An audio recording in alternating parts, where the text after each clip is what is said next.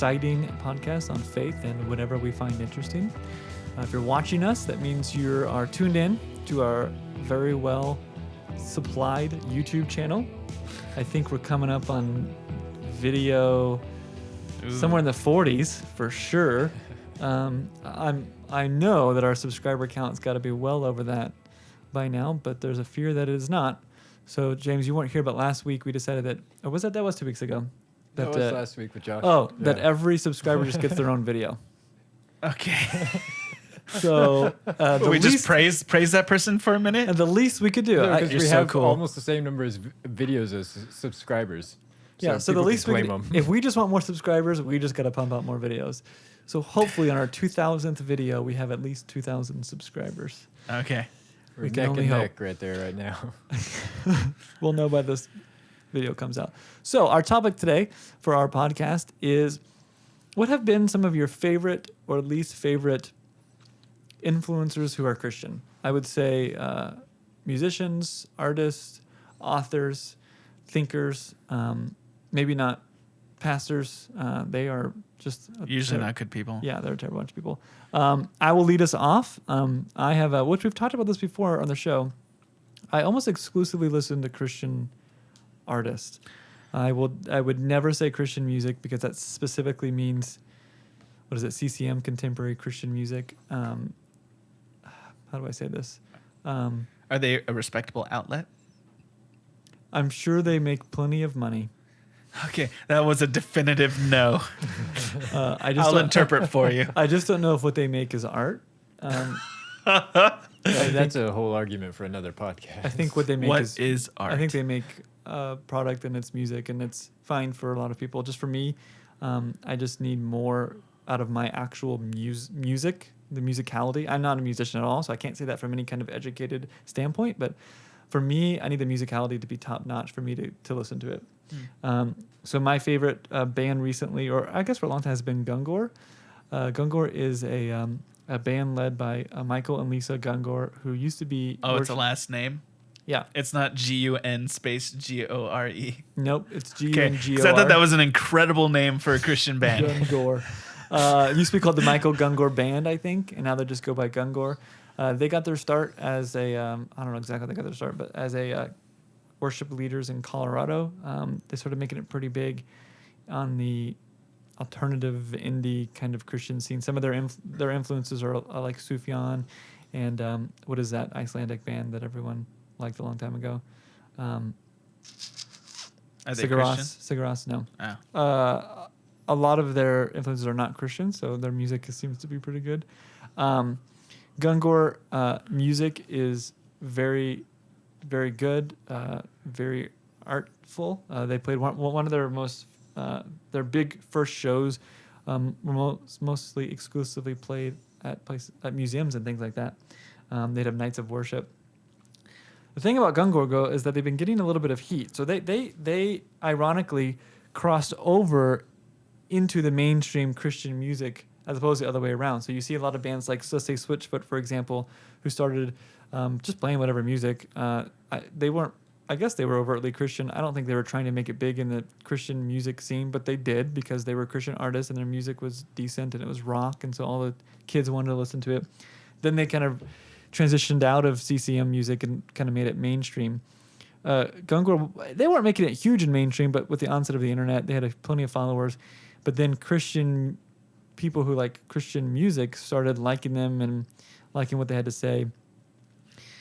But their faith was a little too progressive for a lot of the CCM people. And so I remember them about a couple years ago got a huge flack for admitting that they didn't believe that the Bible was inerrant. They lost a lot of followers and a lot of shows. Maybe they were okay with that. I'm not really sure. But even most recently, Michael has an excellent podcast called the Liturgist Podcast. And he shares a lot about his complete deconstruction of faith and would admit to being an unbeliever for a period of time. But is now a believer? In a Rob Bell kind of way. All right. Okay. He's rebellion. Yeah. So he would, and I'm okay with that. Is he spiritual and not religious? Yeah, probably. I'm okay with that for my musicians that I like. But he's very open about it, and a lot of his songs deal with doubt. And because of that, you can really see someone's authentic faith journey, and that's what I like, right? I want my music to be someone's authentic faith. We're not always happy. We're not always singing God's praise. We're not always confident in our salvation. We're not always without doubt. And so I need my music to reflect that. And so through this faith experience that Gungor have has made me, I wouldn't say more of a fan, but it's just made me respect their authenticity even more. Okay. That they're willing to essentially sacrifice their bread and butter a little bit, being the CCM people, and just be like, hey, I don't always have it together, and I'm not always sure of this whole God thing. So They prioritize genuineness. yeah. And so he's kind of a blogger and a thinker, and so I can appreciate that. So he's kind of helped me kind of really, for actually, to be honest, a couple years ago, really get back into worship music. A lot of their songs were worship songs, and we played them in our church today. Huh. Before that, there was some of the big names, Chris Tomlin and things like that, and that just wasn't music. I wouldn't put that on in my car and kind of listen to it, but Gungor would for sure. Subtopic, Yeah. because you made me think of it. Is there any conversation that needs to be had as a pastor when you're, let's say, teaching using some book, playing certain worship music, some kind of content put out by human beings, worship, believing, Christian, biblical content, whatever, and then the person who's making it loses faith and abandons the church? Uh-huh. Does that put that content at question for you? I've always found that to be a very interesting conversation. I don't want to name any names. A certain institution that I used to work with on a very, I wasn't really deeply ingrained, but I did some work with them.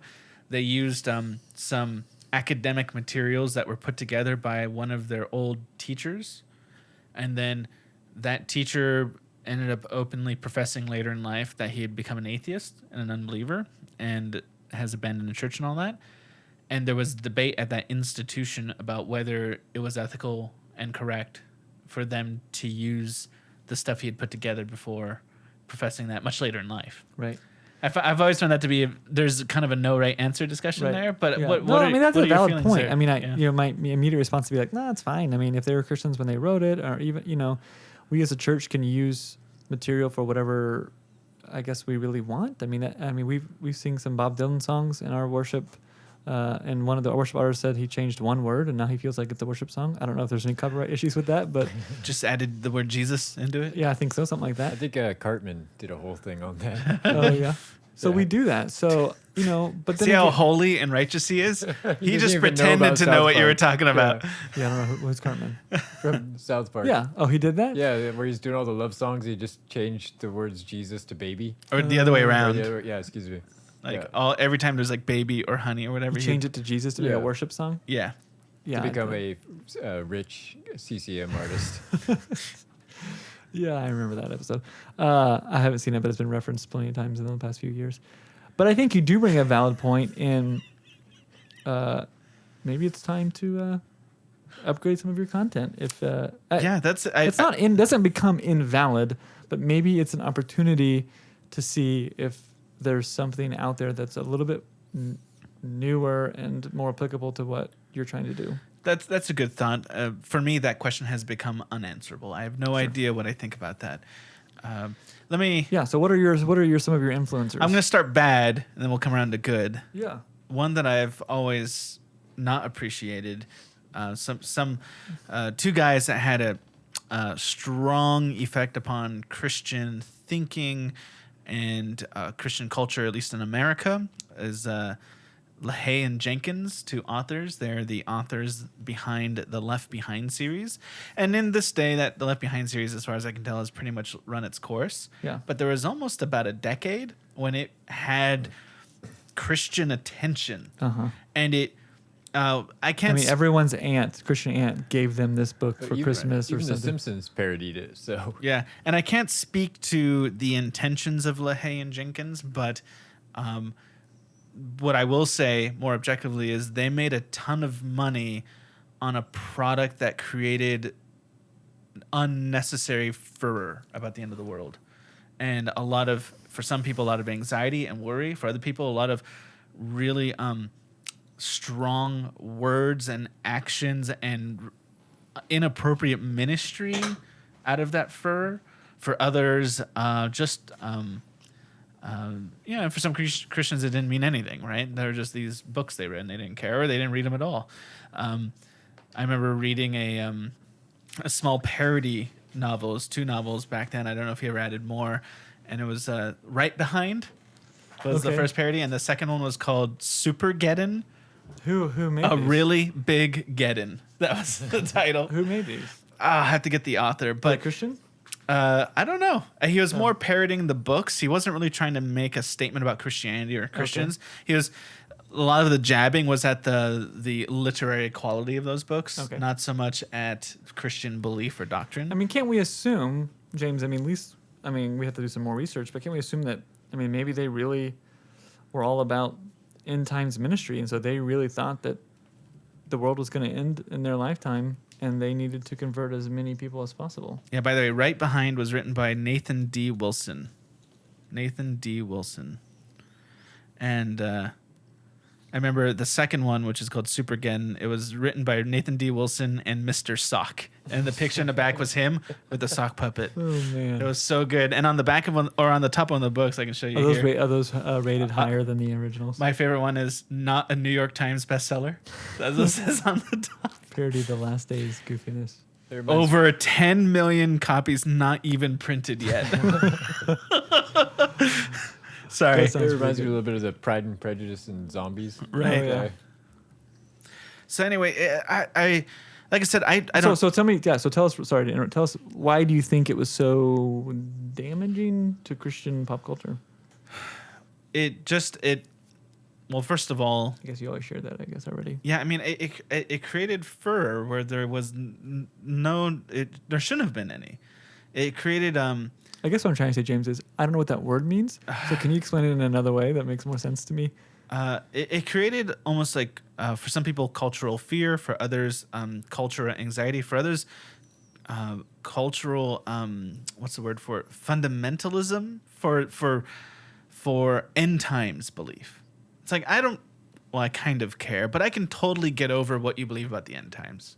I can totally be fine with you as an individual, but it turned it into almost a fundamentalist, almost an essentialist, almost a doctrinal issue. Yeah. In which, if you're a Christian, you like these books, you've probably read them, and you believe not necessarily in the characters that exist in that book, but the way those events unfold in those books. That's what the Bible teaches, which is not necessarily true. I would not think so. I'm okay if you think so, but it became just this.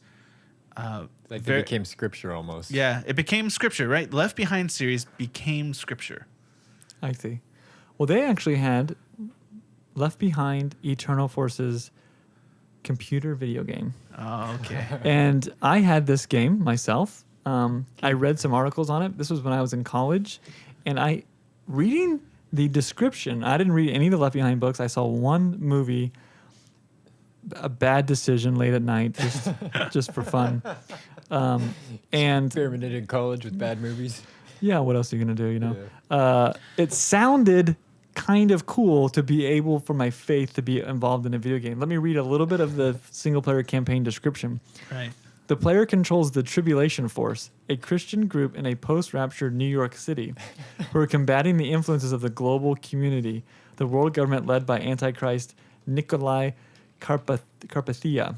The player directs the actions of the main character, Rayford Steele, Cameron Williams, and Chloe Steele, and Bruce Barnes. In the Tribulation Force units is an effort to defeat the global community by converting neutral and global community allied civilians to their side and only using lethal force against the Antichrist arms forces when necessary. So there's killing in this game. But the player's main goal is to use a conversion rather than violence, only resorting to combat when necessary, since killing causes the spirit level of the player's units to drop. If the spirit level of the player's unit drops too low, the unit will turn neutral or defect to the GC, Global Community Army, which can cause the player to lose the game.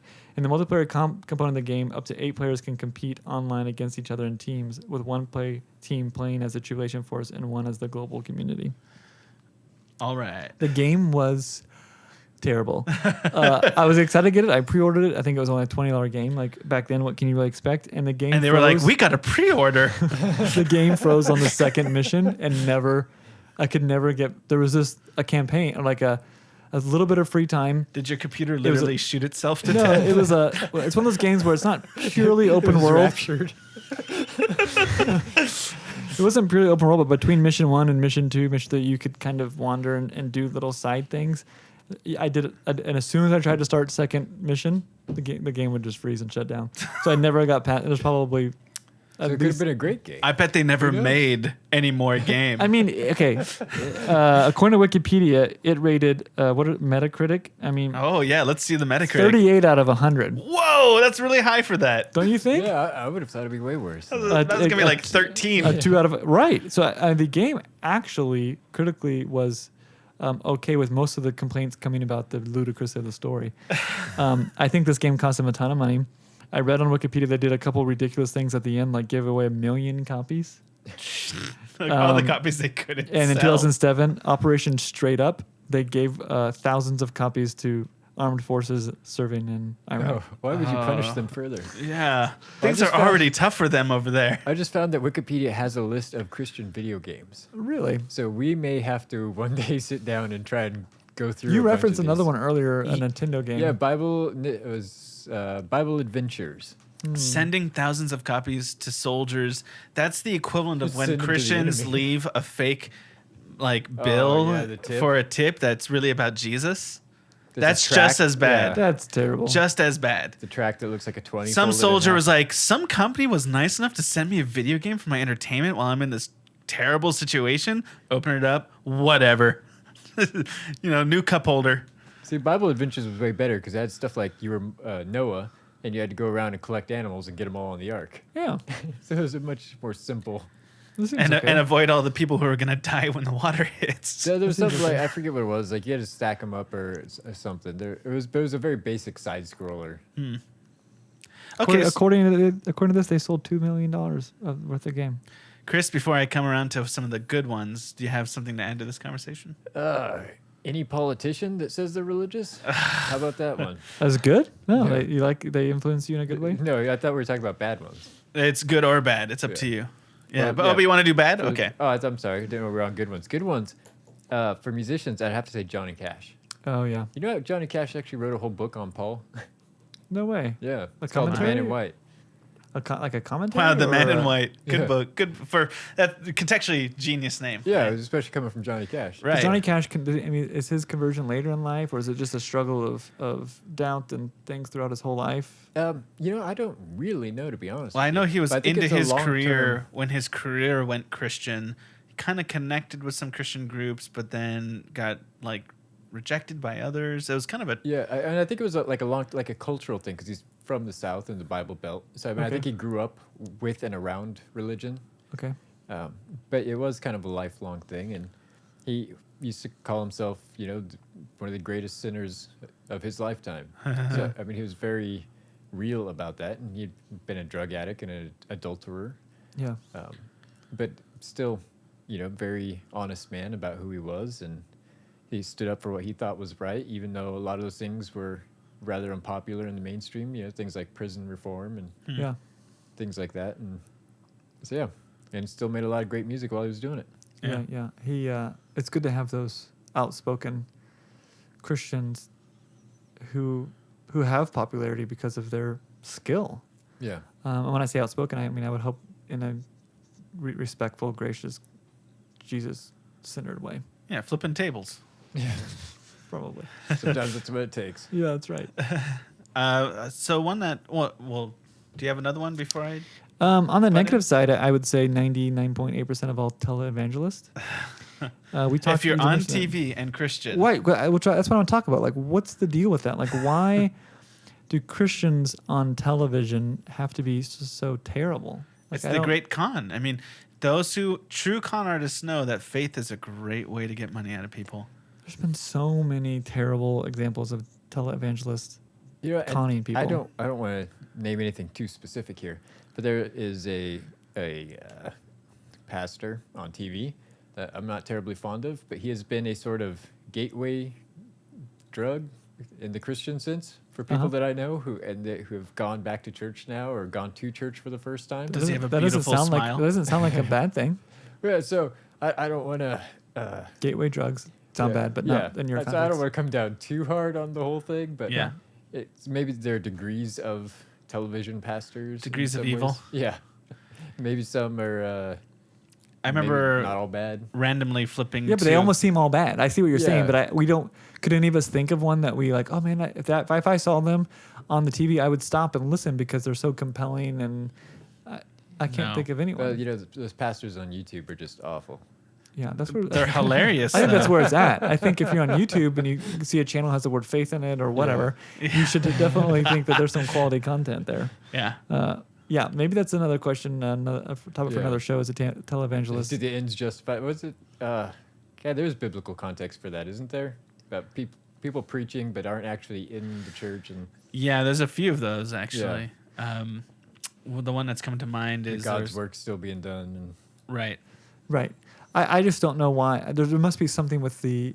So I'm studying a lot about media and stuff like that, and there's this famous philosopher called Marshall McLuhan who says that the medium is the message. So the single fact that you're using a specific medium is communicating something, and the medium of television, for some reason, seems to evoke a specific type of Christianity and a specific type of response, and it typically is, can we have lots of money to continue our TV evangelism? Like I don't really get it. Yeah.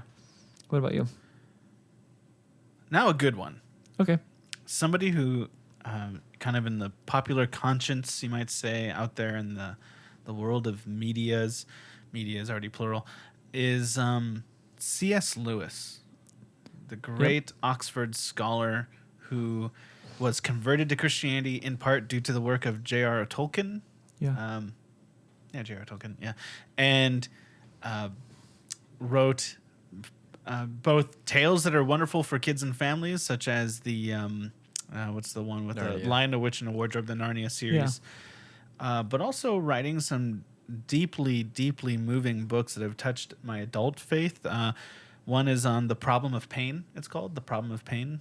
And Grief Observed was probably one of the best things Yeah. I think I've read in a long time. Grief Observed, absolutely, where, he teaches, he taught me something very profound. I can't remember if it was Grief Observed or Problem of Pain, but he teaches, and I'm summarizing here, he says it so much more eloquently than I do, but he says that the pain we feel now is connected to the joy we felt before.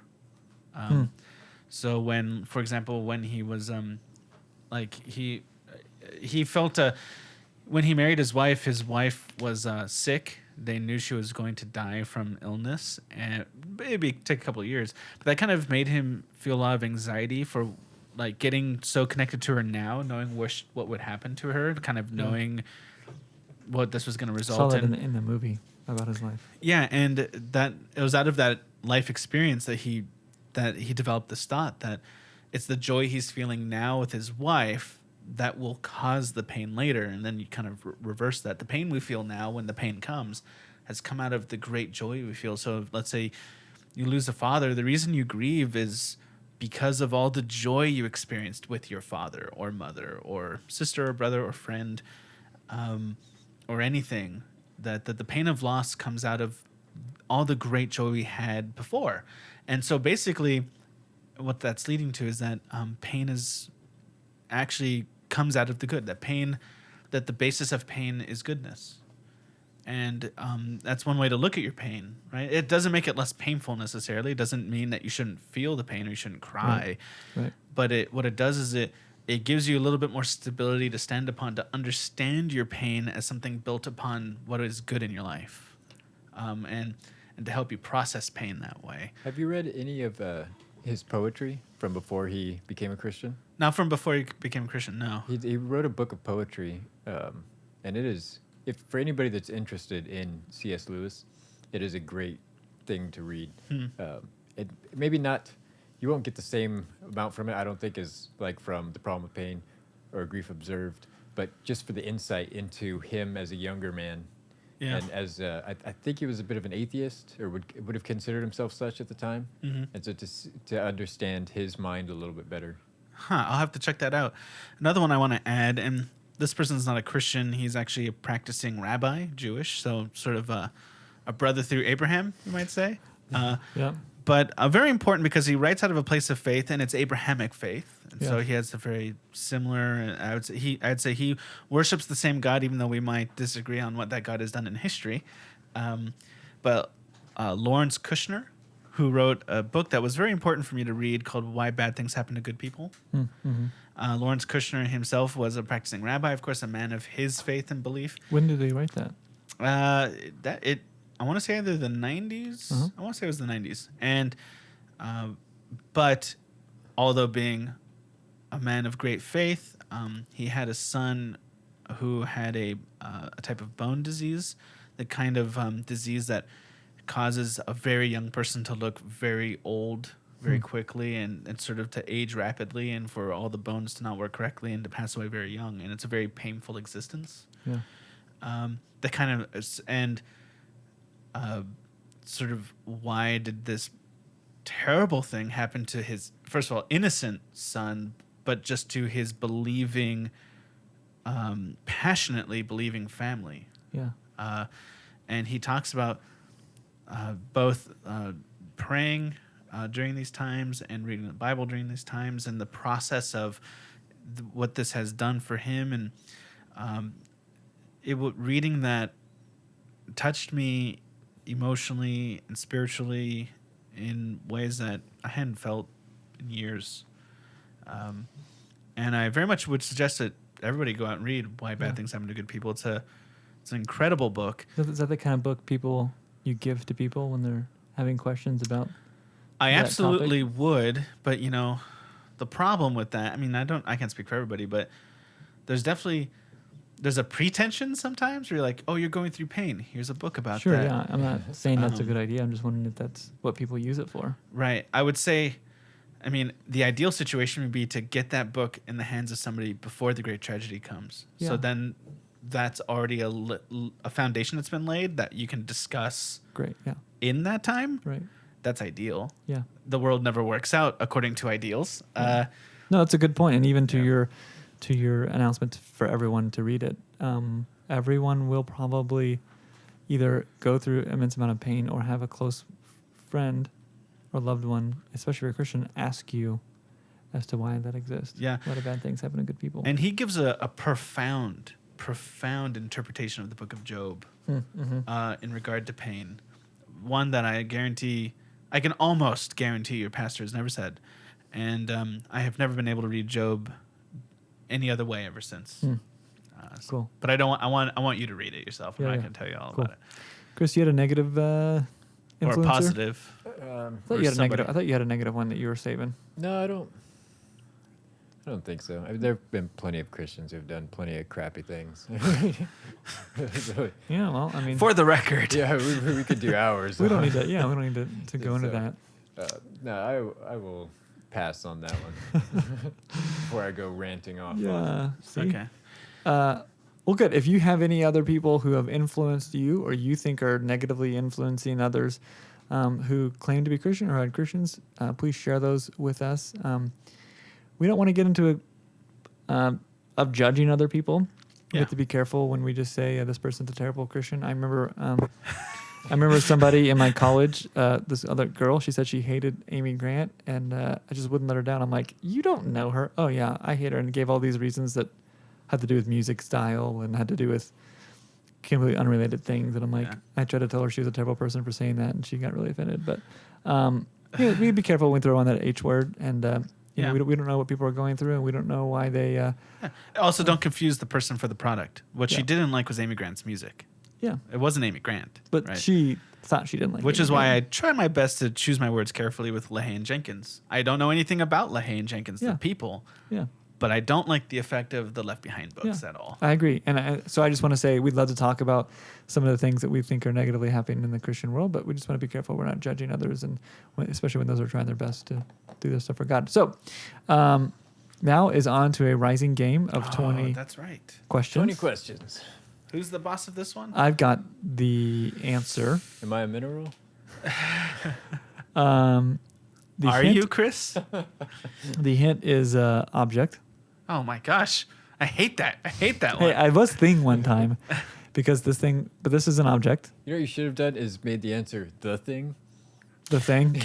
Now, Man, I don't want to force you to give too much information away, but consider for a moment, can you add an adjective to object? Like conceptual object or It's a real object. concrete? It's a real object. Okay. It's a physical object. yeah. All right. So let's get started on this. Did this object, at least popularly speaking, as far as we know, let me put that way, as far as we know, did it come after the year 2000, January 1st? Did not. But it did not come into it came into existence before that. Before that. Okay. Chris. Hey, can I hold this object? Like, is it small enough for me to hold? It's pushing it. Pushing it. Okay. So we have a general idea. Of I don't know how big it strong is. you are, but it's pushing that boundary. Like, a person, would they hold it by themselves? It's not as big as a building. Are you counting our questions, by the way? No, Might wanna I do am that. not. Okay. And as you do that, get that ready. Is there a famous personality attached to this product? I'd say no. Okay. Is it electronic? I'd say yes. Does it have you'd say yes. Does it have some sort of user operation buttons or screen? I wouldn't access really buttons. know. Okay. I would imagine it would have to. Okay. That's complicated. Is So this is a thing you've not. Oh, go ahead and ask. is answer this your- object for sale to the general public? No. All right. Okay. So, is this thing out of the realm of? Is this something a scientist, who's a professional scientist, not somebody working for a corporation, but like a professional scientist, designed or developed this? Yes. Okay. Think it's space related? I was thinking like a NASA thing. Yeah. Is it? I mean, I suppose we could ask if it's space related. Yeah. Go for it. Is it space related? It is. Ha ha ha ha ha. Did we talk about it today? We did not. Ah. Space related. Is this a thing that's like there's famously one of them, or is there like, for example, like the space rover? Like, is this famously one of these things? Basically, was it mass produced? Yeah, that's about it. Was it mass produced? It'd be hard for me to speak on the production of. Said thing. Ask it again. Was it mass produced? No.